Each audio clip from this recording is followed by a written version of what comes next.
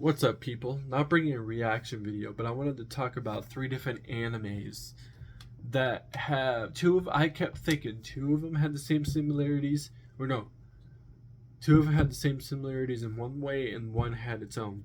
So my original thought that I kept thinking was that two animes they know certain things that are going on, and then the one anime they don't. But I have it reversed. The one anime they do what they know what's going on, but the other two animes they don't. So, Attack on Titans. Obviously, nobody knows what's going on beyond the wall, besides knowing there's Titans and stuff. Like, but they don't know what's going on, all the time, what's going on beyond that, stuff like that. They try and figure it out, but they just don't know what's happening until later in the series, the seasons, they find out. Aaron, Mikasa, Levi, Connie, all of them. The other one that they don't know what's going on beyond the walls, Promised Neverlands, where the kids are sitting there thinking they're getting adopted out the entire time, and then they come to find out when they tried to take a stuffed animal to one of the kids that got adopted and find the kid dead in the back of a truck, and hear somebody, they hide and find out there's these like monsters, and then realizing later on they're being fed by monsters.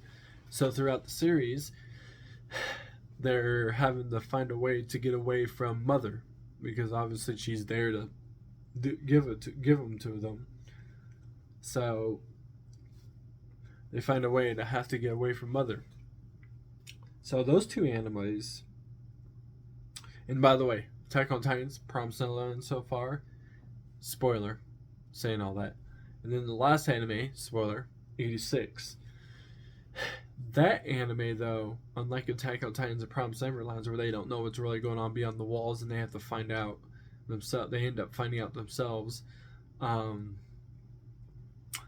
86, though, the anime, they know what's going on, because there's these people behind the walls that are being protected by other people, but the difference is the people behind the walls are everybody that like have white hair, and then the people that are protecting them are people that have different colored hairs. So if you don't have white hair, you can't live behind the walls and in a city, in a little world. And if you, oh, sorry about that. If you don't have white hair and you have different colored hair, you have to live beyond the walls, and then you get these robots that have guns on them and stuff to protect the people behind the walls against these robots that are using brains and stuff of people that they kill to put in the robots to control them as ghosts. And like, spoiler, Shin, whatever his name was, if I remember right, had to fight his own brother that he'd been looking for the longest time, and finally found him in a big ass robot because they got his brother's brain, and he had to fight his brother, and it was pretty much his soul and stuff that was in the robots. So, but that when the anime ended, though, in that series, you don't know where they're coming from. Like, who's commanding these robots? Who's doing this? And they haven't made a season 2, and it's already the second year from the first year they made it. But in that anime, they know what they're doing.